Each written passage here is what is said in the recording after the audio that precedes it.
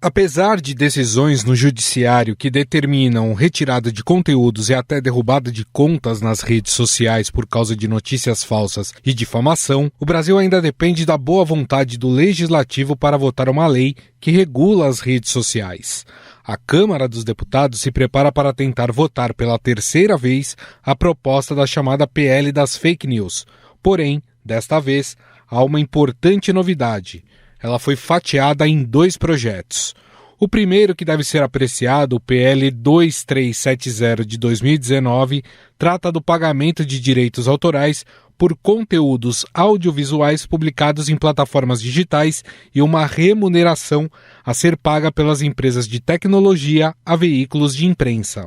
O primeiro é a discussão de uma nova forma de distribuição de direitos autorais dos serviços de streaming a artistas, com distribuição também a músicos e intérpretes. Hoje, as gravadoras concentram a maior parte dos ganhos. Outro desafio é garantir que artistas sejam remunerados enquanto houver exploração econômica da obra. É o caso da exibição de filmes que estão disponíveis nas plataformas, por exemplo.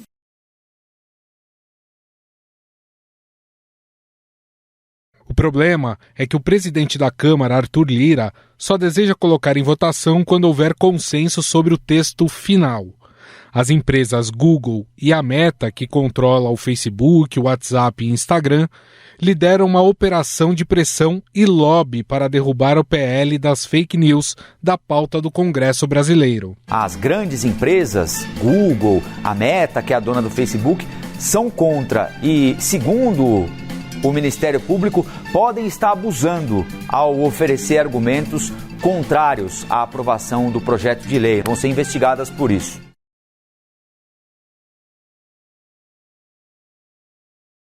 Durante 14 dias, as Big Techs atuaram fortemente para deputados se posicionarem contra a proposta, com ameaças de retirar conteúdo das redes sociais.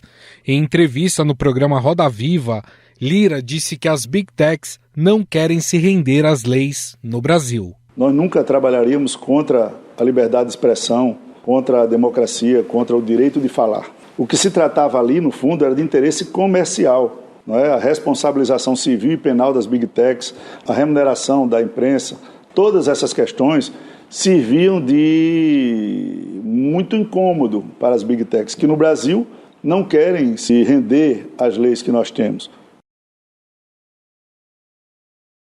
O presidente da Câmara criticou a pressão das empresas e afirmou que a estratégia será dividir o PL 2630 em diversas frentes. A ideia de fatiar o texto original tem a simpatia do relator, o deputado Orlando Silva. Os 2 temas centrais do projeto fatiado são direitos autorais e remuneração a veículos jornalísticos.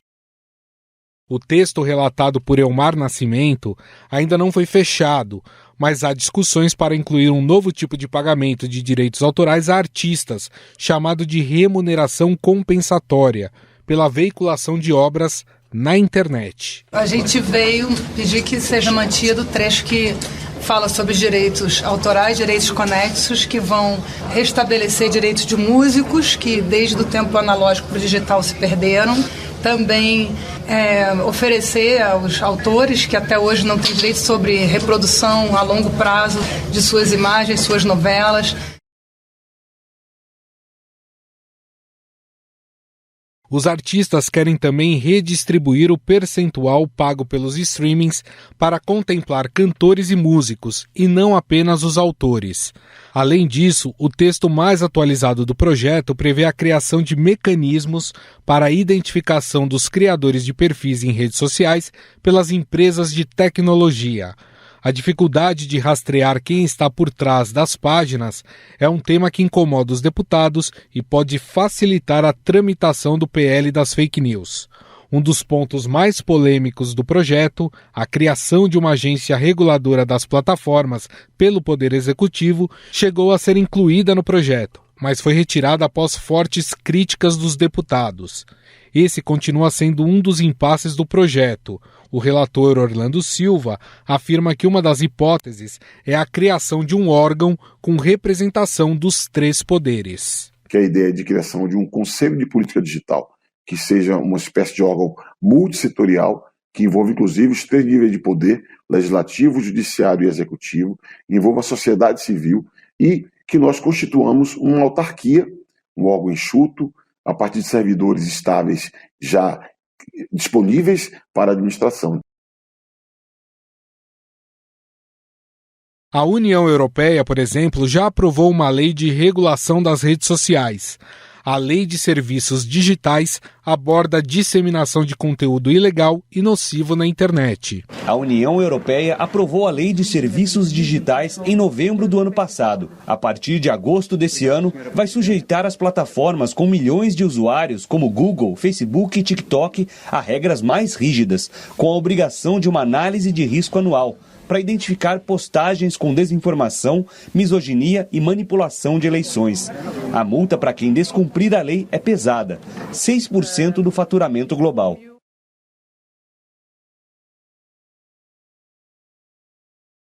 Aqui no Brasil, a urgência do PL 2630 foi aprovada em abril, mas a votação do mérito foi adiada após a pressão das Big Techs. Há uma expectativa, porém, que o projeto possa ser colocado em votação nas próximas semanas, mas sem um prazo definido. Afinal, qual a importância do Congresso voltar a encarar o projeto de lei que regula as redes sociais? Quais são os aspectos centrais que precisam ser contemplados para uma melhora no ambiente virtual? Sobre o assunto, vamos conversar com Bruna Martins, da Coalizão Direitos na Rede.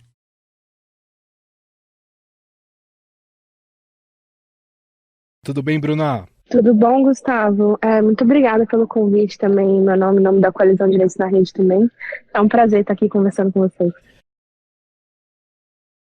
Bruna, o fatiamento da proposta para que ela seja aprovada mais facilmente, na sua visão, é uma decisão acertada do parlamento? Gustavo, acho que vou começar invertendo um pouco a questão, ou talvez falando um pouco de diagnóstico, né? Eu vejo esse fatiamento muito mais como um diagnóstico sobre uma falta de consenso do parlamento sobre a relevância de se aprovar uma regulação de plataformas do que algo que seja, né, benéfico ou problemático para a discussão. Assim, acho que ao longo dos últimos meses e com a retomada desse texto, né, a gente tem visto, né, um acirramento das posições dos parlamentares, um acirramento das posições também nos diferentes setores sobre esse assunto e, inclusive, né, o surgimento de novas dúvidas com relação, né, a se devemos aprovar uma regulação agora, qual seria o projeto de lei ideal para isso tudo e outras questões nesse sentido. Assim, eu acho que nesses últimos meses também vale dizer que todo o lobby que foi feito, né, por parte das plataformas ou do setor privado em torno do 2630 não ser um projeto de lei adequado,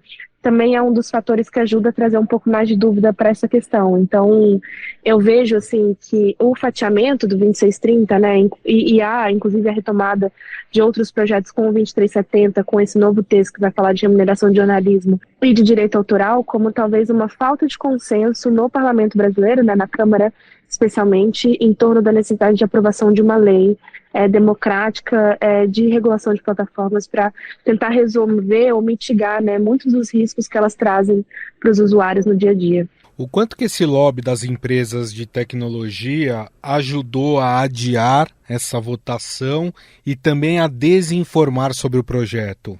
Boa pergunta. Acho que ali, né, em meados de final de abril, início de maio, a gente viu, né, as plataformas com uma atuação muito mais enfática do que a gente tinha visto em outros momentos, né, e talvez uma atuação que tenha sido um pouco menos no lado construtivo do processo, né, a gente viu muita disseminação de notas, né, homepage do Google, trazendo questões ou dúvidas ou alegações de que o 2630 ia acabar com a internet no Brasil, né, e até afirmações um pouco dramáticas sobre o processo, assim. Então, a gente olhou, né, a Coalizão de Direitos na Rede olhou para esses posicionamentos com alguma preocupação, porque não é que a gente estava lidando com um posicionamento, né, que é legítimo, democrático, republicano, de setores interessados participarem da discussão e trazerem notas de oposição. O que a gente viu ali entre meados de abril e maio foi uma estratégia um pouco terrorista, né, sobre o 2630 e o que ele significava, e que no fim do dia resultava no usuário, e até parlamentares com mais dúvidas, né, e dúvidas novas sobre o texto de fato ser a medida adequada para isso tudo. Então,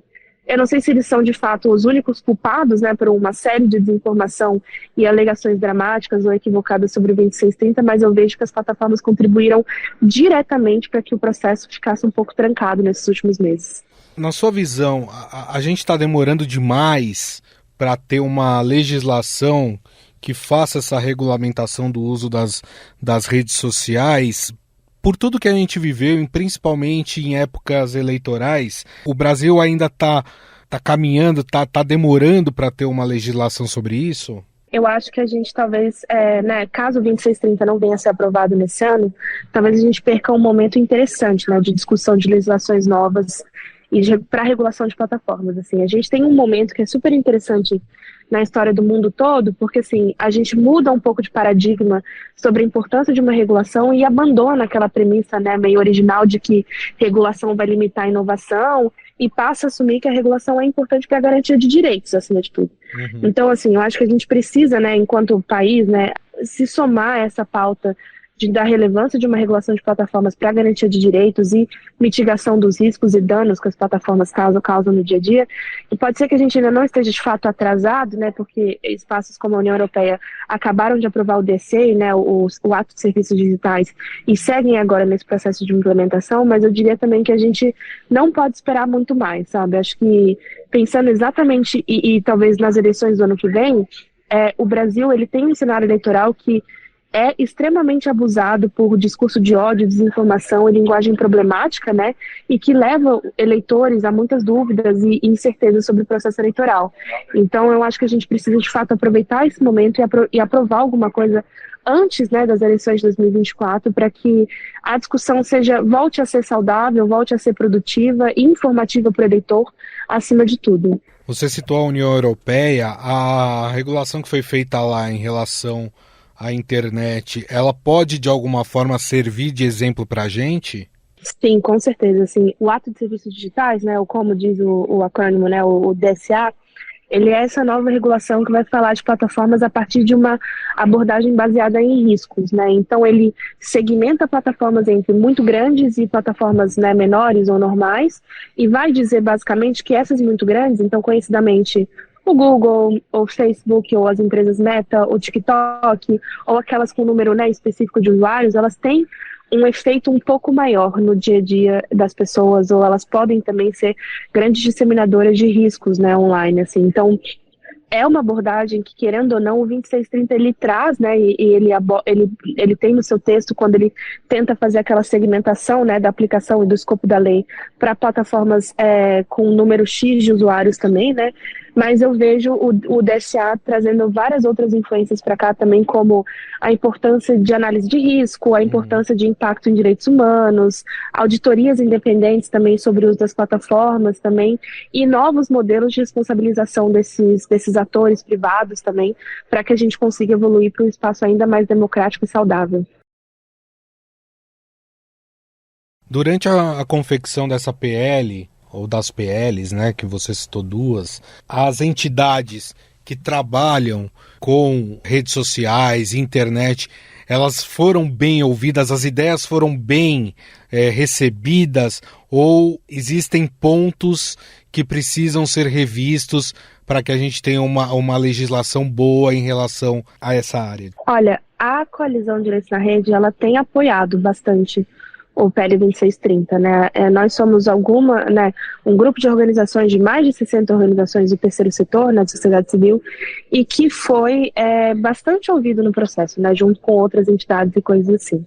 Eu entendo algumas críticas sobre o processo do 2630 ter assumido ritmos diferentes, ritmos mais acelerados, inclusive no início desse ano, né? O que pode ter passado a impressão para alguns atores de que não houve um espaço de escuta ativa, mas eu acho que a gente também deve alguma espécie de respeito e referência também ao processo conduzido pelo relator Orlando Silva, que realizou muitas audiências públicas, muitas reuniões com os setores interessados. Só no 2630 a gente está falando de no mínimo 10 audiências públicas, né, em um momento específico do processo. A gente está falando também de escuta de uma centena, né, ou de um número bastante alto de especialistas que passam por todos os setores. Então, assim, acho que a gente precisa valorizar a construção coletiva que ele se dedicou, né, a trazer para o contexto do 2630. Sobre o projeto ser adequado ou não, a gente acha que ele vai evoluindo, sim, em caminhos que são muito importantes para o usuário, né, das plataformas e também para mitigar esses riscos e danos. Então, assim, só para citar alguns pontos positivos, eu diria que todo o eixo de transparência, né, fomentar a produção de relatórios de transparência sobre anúncios também, né, que é uma grande questão para contexto eleitoral, por conta dessa linha tênue, né, que materiais eleitorais ou de contexto eleitoral podem ter também, e trazer mais informação ainda para o usuário sobre ações de moderação de conteúdo ou novas políticas que são empregadas em contextos específicos.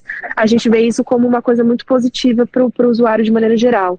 Acho que outras questões também são, por exemplo, quando a gente fala de devido processo e sobre o usuário ter canais específicos, né, o texto fala também sobre o usuário ter um canal específico para questionar alguma moderação abusiva, né, ou algum problema que possa ter ocorrido nesse sentido. Assim. Então, a gente ainda olha para o 2630 como um texto bastante positivo que vai expandir muito o pool de informações que o usuário final das plataformas pode ter e também vai trazer mais informações ainda sobre como essas plataformas atuam e até qual é o tamanho do problema da desinformação no contexto brasileiro. Aquela questão sobre a criação de uma agência reguladora e que depois foi tirada do texto e aí ficou parecendo que era o governo querendo espionar, vamos dizer assim, o que acontecia nas redes sociais, isso contribuiu para apequenar o debate? Contribuiu talvez para trazer um pouco mais de dúvida, né? Acho que o 2630 nunca foi nem nunca vai ser um projeto de lei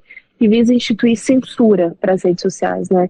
Ele é um projeto de lei que ele não define desinformação, mas ele fala basicamente que as plataformas têm que assumir uma posição mais proativa para moderar conteúdos problemáticos, como discurso de ódio, como conteúdos também que violam os próprios termos de uso, né? Porque a gente está falando de um conjunto de atores que trazem regras sobre moderação de conteúdo e coisas assim para o contexto brasileiro, mas que nem sempre seguem essas regras, né? Então, esse é um ponto que eu queria fazer talvez como uma preliminar para essa conversa, né?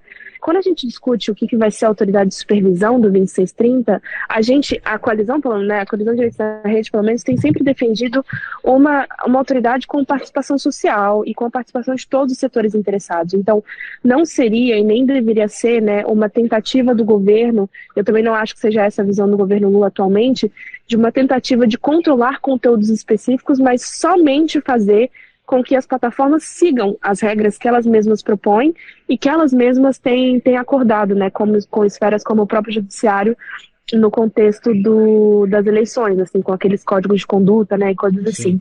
Então, concordo com talvez essa frase inicial, né, de que talvez as dúvidas que foram compartilhadas pela extrema-direita brasileira sobre a autoridade virar uma instituição de censura, elas de fato contribuíram para que o debate fosse travado, mas são dúvidas infundadas. Nunca foi essa a intenção do relator ou do governo brasileiro ao defender a criação de uma autoridade que faça supervisão da aplicação da lei.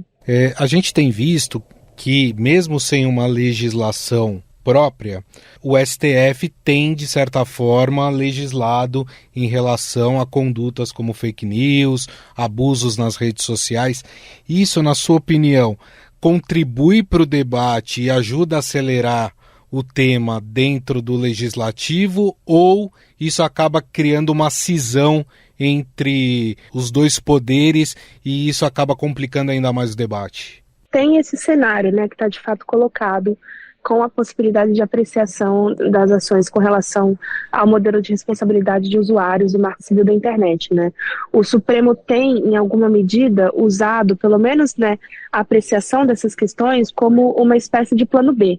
Então, caso o Congresso não regule ou legisle sobre a matéria, eventualmente o Supremo se veria talvez forçado ou talvez chamado para exercer essa responsabilidade de criar exceções, né, ao modelo de responsabilidade que está criado ali pelos artigos 19 e 21 do Marco Civil. Eu não sei se necessariamente isso cria uma espécie de cisão entre os poderes, porque eu vejo uma conversa, né, e um canal de conversa bastante bem estabelecido entre o Executivo, o Judiciário e o Legislativo, e inclusive o próprio relator Orlando Silva recebendo bem algumas das sugestões, né, que eventualmente vieram do Judiciário ou do ministro Alexandre de Moraes também com relação a regulação de conteúdos que falem contra o Estado Democrático de Direito, né, ou que, né, façam apologia, por exemplo, ao terrorismo, né. Então, eu diria que há alguma espécie de convergência neste momento sobre o assunto e a vontade de regular, mas que se o Congresso não de fato concluir o processo ou, né, editar uma lei sobre a matéria, pode ser que sim o Supremo se veja forçado a de fato pautar as ações sobre o Marco Civil da Internet e aí criar exceções ao artigo 19. Bruna, para a gente encerrar, e para quem está nos ouvindo, por que regular as redes sociais, a internet, é importante nesse momento? Muita gente tem dúvidas sobre isso, achando que vai ser espionado, que vai ser restrito a sua liberdade de opinião. Por que regular é importante? Excelente pergunta, amo esse tipo de pergunta.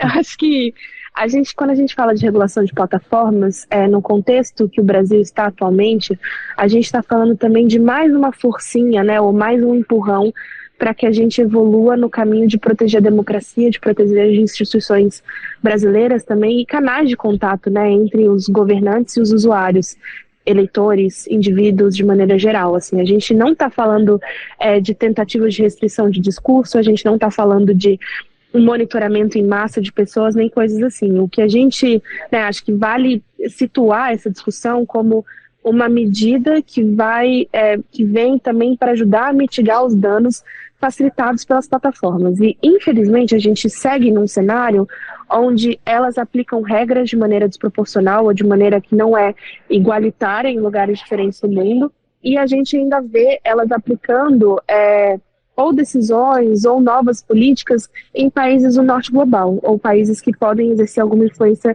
regulatória sobre elas. Assim. Então, eu diria que a relevância disso tudo, além de proteger a democracia, nosso processo eleitoral e coisas assim, é garantir que todos os usuários da internet consigam continuar existindo, né, nesses espaços digitais e promovendo discussões que são democráticas e cidadãs ali dentro, e não sendo silenciados, assim, porque a gente ainda está falando de um cenário onde uma extrema-direita sabe abusar muito bem dos meios tecnológicos para poder silenciar vozes mais diversas ou vozes que são um pouco dissidentes do cenário de caos e muito ódio que eles geralmente propagam. Bom, nós ouvimos a Bruna Martins, da Coalizão Direitos na Rede.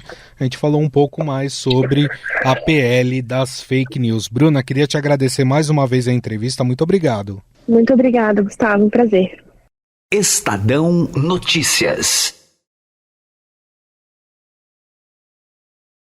O Estadão Notícias desta quinta-feira vai ficando por aqui. Contou com a apresentação minha, Gustavo Lopes, o roteiro, produção e edição são minhas, de Jefferson Perleberg e Gabriela Forte. A montagem é de Moacir Biasi. Mande sua mensagem ou sugestão para o nosso e-mail, podcast@estadão.com. Um abraço e até mais.